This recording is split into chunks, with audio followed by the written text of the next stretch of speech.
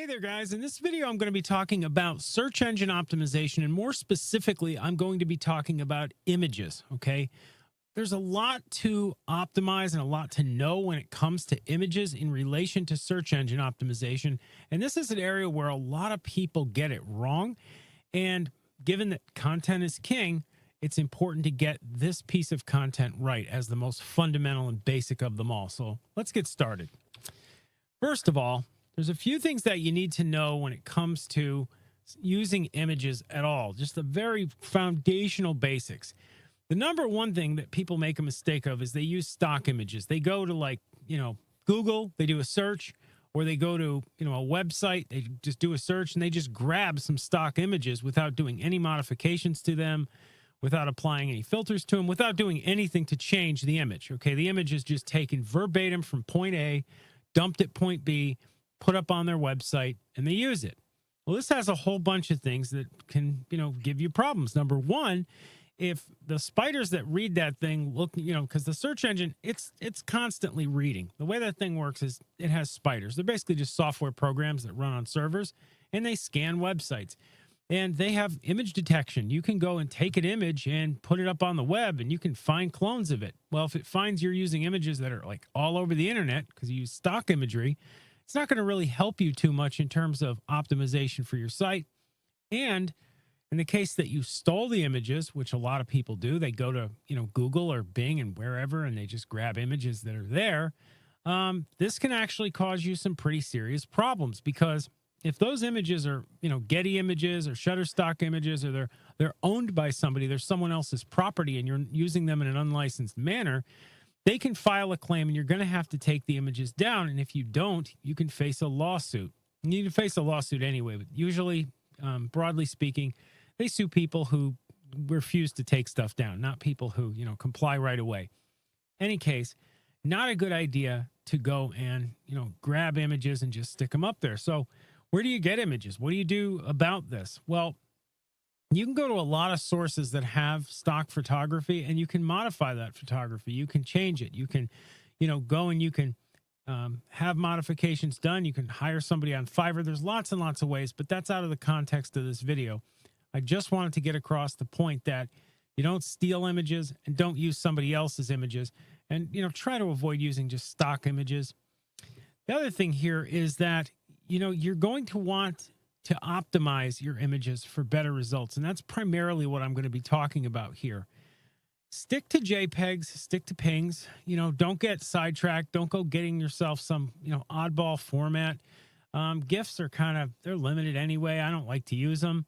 As far as, images go in terms of sources, there's a lot of different places. Like I said, there's Pixabay, there's places you can go to get stock images that you can then perform modifications upon or use in different creative ways to avoid the problems.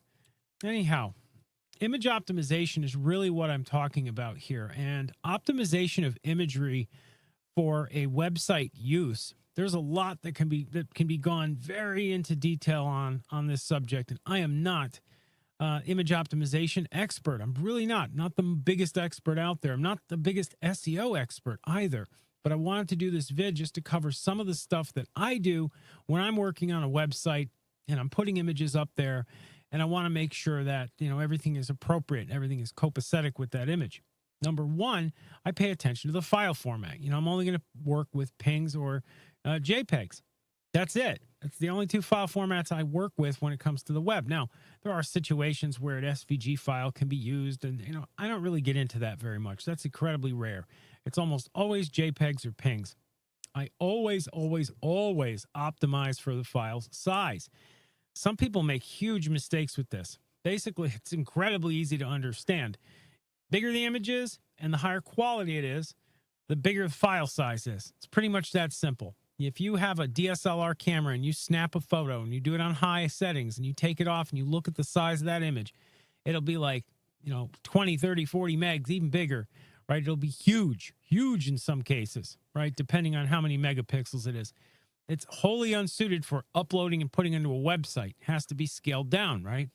Well, fortunately, there are very easy ways nowadays to optimize for file size. If you get yourself a copy of GIMP or Krita, which I mentioned in previous videos I've done, these are a pair of free image editors that you can go file, export, you can save for web, as an option. You can export and you can turn up the compression settings.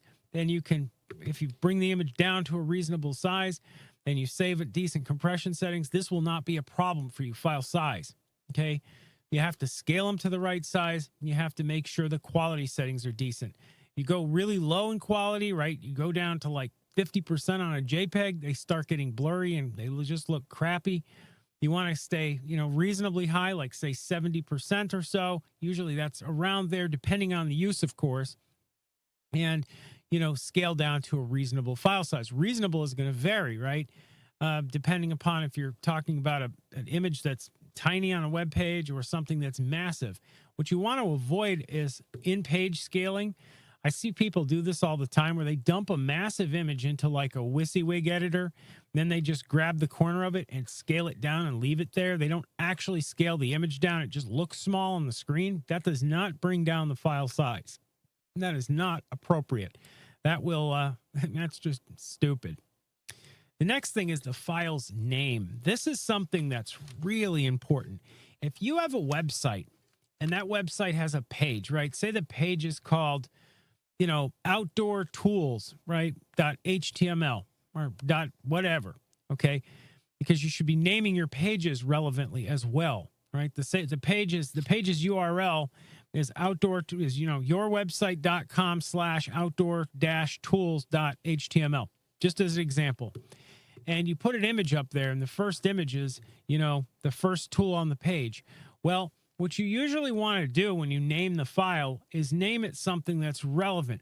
I always try to keep the naming convention something like this. I put like outdoor tools image1.jpg, right? I'll keep it so that and I keep the format, the text identical, right? Until the end, because I want a spider reading the page to understand relationship between that image and that page. All right. There's a lot of reasons for this, and you can get into the technical details, but basically what you want to do is you want to name your images something relevant. You don't want an image that's named like, ABZ tree frog, right, or something crazy on a web page that's about birthday cakes, right? For example, you don't want images that have no relationship. You want to form that logical relationship, and you want that relationship to relate to the URL of the page. And the next thing you want to relate are the alt text and the image title. When you pull up an image, and I'm going to show you here by looking at the code. If you go look at the bottom of this page right here, I have a piece of code for a properly set up image, right? The image name, right? This is how you would properly set this up.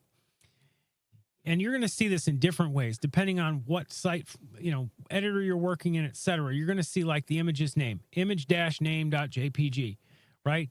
The alt text would be image alt text. And what you put in there is you put in here, like say it was for a birthday cake, and it's on a page called birthdaycakes.html.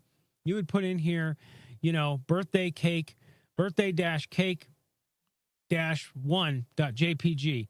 Alt text would be first birthday cake on page. Image title would be birthday cake 1. And you would set this up so it's all logical, right? Basically allow logic and relevance to guide you, and you can't go wrong with this stuff. But if you start going off the deep end, you may have the alt text. Let's say it's vanilla cake. You may have it say alt text, a vanilla birthday cake, title, vanilla cake. You may have something like that. But the point is, go with logic.